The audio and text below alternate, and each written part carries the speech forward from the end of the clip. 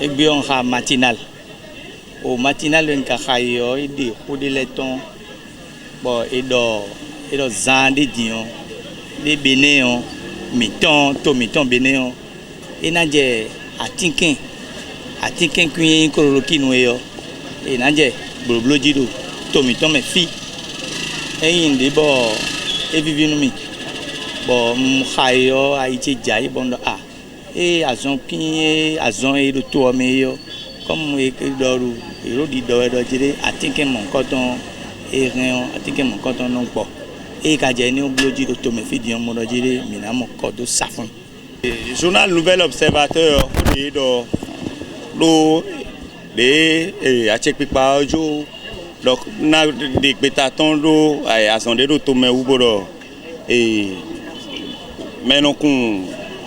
mais calé ni non quoi bé nous semaine où oh dans semaine où il y a fifo bé mais il y a voir ce qui est sûr il y a voir drain cana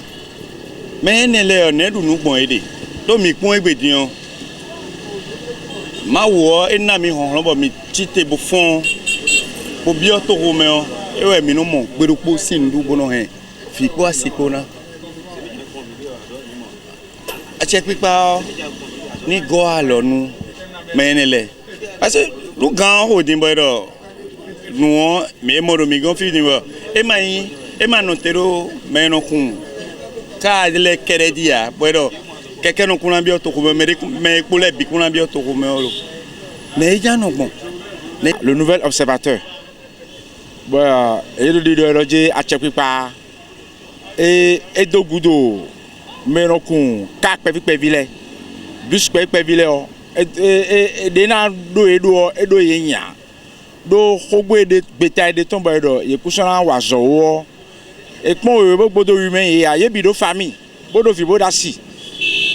to de le o mi mono e dalo mele pepere amo mi je gon e do pondo ye mai wazo